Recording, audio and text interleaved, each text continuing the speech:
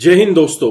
Saudi अरब जिसे आलम इस्लाम कहा जाता है और पाकिस्तान जिसको फॉलो करता है, आज उसी देश के एक शेख ने भारतीय गाने बॉलीवुड सॉन्ग छम्मक छल्लो पे डांस क्या किया कि पाकिस्तान में उनके ऊपर फतवा जारी करने तक की नौबत आ चुकी है। दोस्तों, एक शादी का वीडियो वायरल हो रहा है जहां पे सऊदी शेख छम्मक छल्लों पे डांस कर रहे हैं और इस पे पाकिस्तानी अवाम ने क्या रिएक्शन दिए हैं आप इस वीडियो में देखिएगा। काफी इंटरेस्टिंग इंफॉर्मेशन है। जिसे कहते हैं ना कि घटियापन का एक अव्वलीन मुजाहरा वो किया है नाज़रीन इन ममालिक ने। ये छम्मक छल्लो एक गाना है, उसके ऊपर ये देखें। अच्छा, ला हौला वला कुव्वता इल्ला बिल्लाह। मुझे असल में दुख होता है, हम लोग का जो मेन इस्लामिक कंट्री हम लोग जिसको ज्यादा करते हैं, हम इबादत करने जाते हैं। पाकिस्तान को ना बार बार पोक करने की कोशिश की जा रही है, जिसे कहते हैं ना कि उसको जगाने की कोशिश की जा रही है, उसको तंग करने की कोशिश की जा रही है ताकि पाकिस्तान रिएक्शन दे। हर पाकिस्तानी शहरी की जान अब खतरे में है।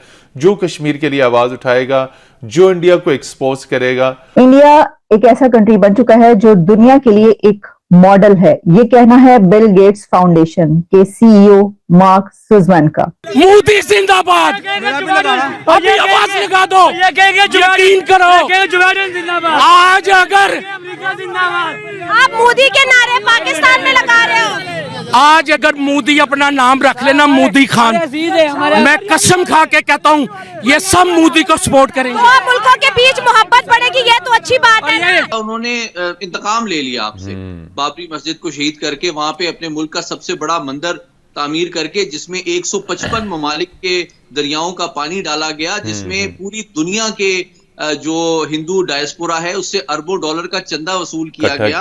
लम्हा फिक्रिया है इस पे कि हमारा इस्लाम जा किस साइड पर रहा है, और सऊदिया हम लोग जाते हैं अपने एक बेहतरीन काम को अंजाम देने के लिए, और वो लोग जो हैं वो किस तरह की छाप छोड़ रहे हैं मुआशरे पे। इंडिया का वो स्टेटस बन चुका है, अब छोड़ दें, वो जहां पे निकल चुका है उसको नहीं पकड़ सकते आप। वो जो उन्होंने अपने पैरामीटर्स तय किए, और जैसे कश्मीर तो गया, अब बलोचिस्तान भी इनके हाथ से जा रहे हैं।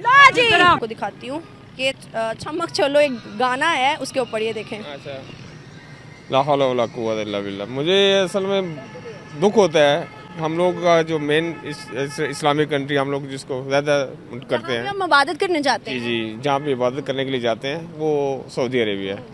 और दुख होता है कि सऊदिया को इस पोजीशन में देख के, ख़ास तौर पे ये जो गवर्नमेंट है, इस गवर्नमेंट ने बहुत ज़्यादा सऊदिया को, गवर्नमेंट ने बहुत पीछे धकेल दिया सऊदी अरब को। क्या वजूहत लग रही है कि वो यूरोप को फॉलो कर रहे हैं, यूरोप के कल्चर को मतलब अपने अंदर अडॉप्ट कर रहे हैं, या फिर इंडिया को प्रेफरेंस दे रहे हैं? उनके जो मतलब जैसे मंदिर वगैरह है, पूजा वगैरह के लिए वो उनको बुलाते हैं, तो मतलब ये चीज़ें कहाँ क्यों कर रहे हैं वो? बेसिकली वो दुबई को फॉलो कर रहे हैं। दुबई में बिजनेस कम्युनिटी है, बिजनेस आता है, तो सऊदिया को भी ऐसा लग रहा है कि हमारा पेट्रोल पता नहीं कब तक रहेगा, और पेट्रोल को हम लोग कहाँ तक इसको पीछे लेके जा सकते हैं आगे, जिससे हमारी, तो उसके लिए वो एफर्ट कर रहे हैं कि हम लोग दुबई जो है उसका सिर्फ 1% जो है वो रेवेन्यू वो जनरेट करते हैं सिर्फ पेट्रोल से, बाकी 99% रेवेन्यू उनका जो है बिजनेस से आता है, टूरिज्म से आता है, बिजनेस से आता है। तो इस वजह से मुझे दुबई किसको फॉलो कर रहे हैं? दुबई जो है वो इसराइल को फॉलो कर रहा है, और इसराइल को भी उन्होंने एक्सेस भी दे दिया दुबई के अंदर, तस्लीम भी किया, तस्लीम भी उन्होंने कर लिया है। सऊदी अभी तस्लीम करने जा रहा है। ये फाइट स्टार्ट हो गई, वरना उसने तस्लीम कर लिया। एग्जैक्टली। तो अगर हम देखें तो कहा जाता है कि सेकुलर एक कंट्री अगर हो तो दुनिया उसकी तरफ ज़्यादा अट्रैक्ट होती है। मतलब सेकुलर का मतलब ये कि हर तरह का मजहब है, हर तरह का फ्रीडम है, और अगर दुनिया बाहर से किसी भी कल्चर के लिहाज से आती है तो उसको ज़्यादा अच्छा इन्वायरमेंट मिलता है। लाइक जैसे हम अपने पाकिस्तान की बात करें तो इस्लामिक कंट्री है ना, यहाँ पे हम शॉर्ट ड्रेस नहीं पहन सकते। कोई अगर शॉर्ट ड्रेस पहन के मतलब टांगे नंगी, बाजू नंगी जाएगा तो आपको पता है कि क्या माहौल और क्या मतलब उसके साथ हो जाएगा।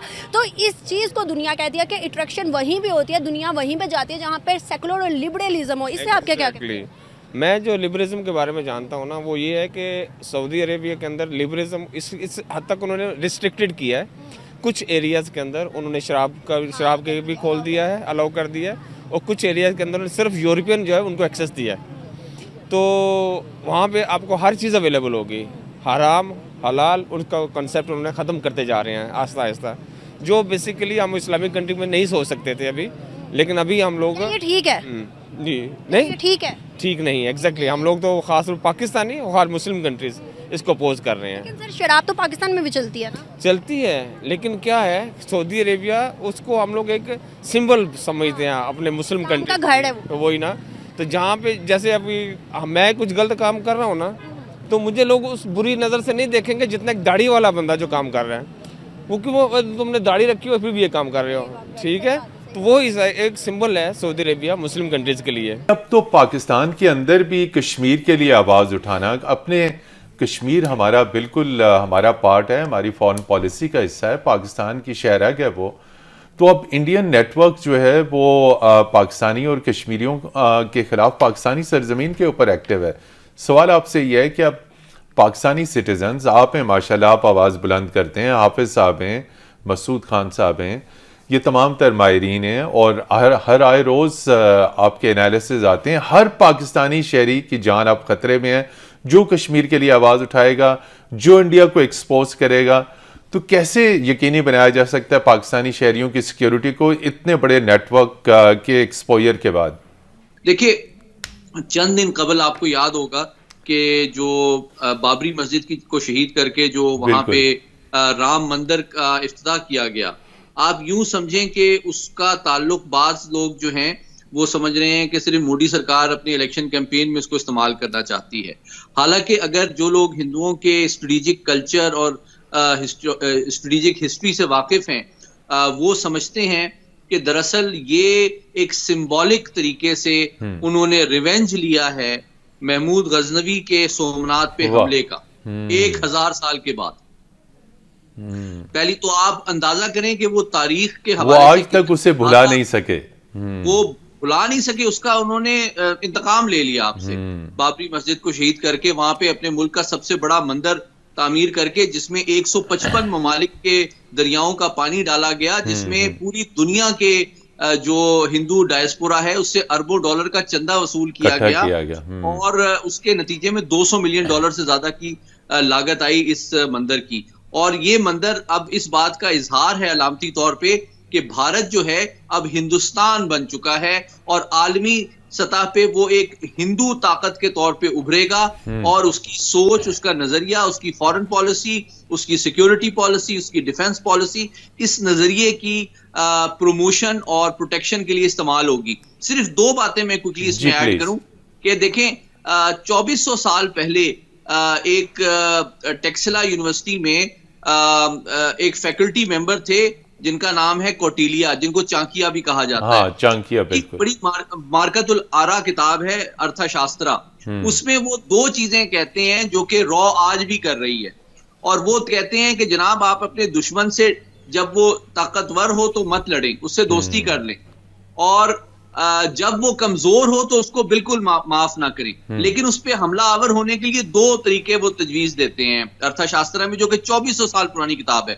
एक तो वो ये कहते हैं कि अपने मुखालिफिन की जो लीडरशिप है और जो बड़े लोग हैं जो कि इन्फ्लुएंशियल हैं, उनकी आप टारगेट किलिंग करें, रवायती जंग ना करें, टारगेट किलिंग करें। और दूसरी बात, झूठ का बहुत ज्यादा इस्तेमाल करें ताकि हकीकत को आप अवामी सतह पे छुपा सकें। दोस्तों, दरअसल बात यह है कि सऊदी अपने रिलेशन भारत के साथ काफी प्रगाढ़ करना चाहता है और इस वजह से वो भारत की संस्कृति और भारत के कल्चर के साथ जुड़ना चाह रहा है और हर जगह भारत के गाने बजाए जा रहे हैं। आपने हाल ही में न्यूज सुनी होगी कि सऊदी अरब के अंदर 10 स्क्रीन वाले सिनेमा घरों का उद्घाटन भी किया गया है। महाभारत, रामायण जैसे एक्स्ट्रा करिकुलम एक्टिविटीज में पाठ पढ़ाए जाएंगे। इसके अलावा योगा, जो कि पूरी दुनिया में फैल रहा है, सऊदी अरब ने भी अडॉप्ट किया है और वहीं भारत से योगा इंस्ट्रक्टर बुलाकर योगा सिखाया जा रहा है। अपने विमेंस को योगा सिखा रहे हैं, अपने बच्चों को योगा सिखा रहे हैं और इससे पाकिस्तान खासा खफा है। पाकिस्तान कहता है कि आलम इस्लाम जिसको हम फॉलो करते हैं, अब वही ऐसे उल्टे काम करने लग जाए, काफिरों के संस्कृति को अडॉप्ट करने लग जाए तो हमारा क्या होगा। इस पे पाकिस्तानी अवाम के रिएक्शंस आपने देखे, काफी इंटरेस्टिंग रिएक्शन भी थे। हालांकि किस गाने पे डांस करना है, किस पे डांस नहीं करना है, ये आपका अपना चॉइस है। सऊदी शेख का अपना चॉइस था कि छमक छल्लू पे डांस करे। एक शादी की डांस वीडियो ये वायरल हो रही है। वहीं दूसरी तरफ मालदीव के मोइजू सरकार के करंट एमपीज ने भी मोइजू के खिलाफ मोर्चा खोल दिया है और नो कॉन्फिडेंस मोशन लाने तक की उम्मीद दिख रही है मोइजू के खिलाफ। आपको पता ही है कि मोइजू हमेशा से चाइना का हिमायती रहा है और भारत विरोधी उसके हमेशा से हथकंडे रहे हैं और मोइजू इलेक्शन इसी बेस पे जीता हुआ है कि वह भारत के लोगों को मालदीव से बाहर करेगा। बोले तो भारत की फौज जो कि 70-80 लोग हैं और जो नेवल सपोर्ट प्रोवाइड करते हैं उनको बाहर निकालने का। और इसके बाद जो मालदीव की हालत हुई है, हर दिन लाखों करोड़ों का नुकसान इनको हो रहा है। भारत ने इसके काउंटर अटैक में लक्षद्वीप का भी प्रमोशन किया है। आपने देखा नरेंद्र मोदी लक्षद्वीप के बीचेस पे चहलकदमी करते हुए दिखे थे और इसके बाद मालदीव जाने वाले लोगों का एयरपोर्ट पे सन्नाटा पसरा हुआ है। आई होप आपने ये वीडियो एंजॉय किया। मैं आपको मिलता हूं नेक्स्ट वीडियो में, तब तक के लिए थैंक यू। जय हिंद, जय भारत।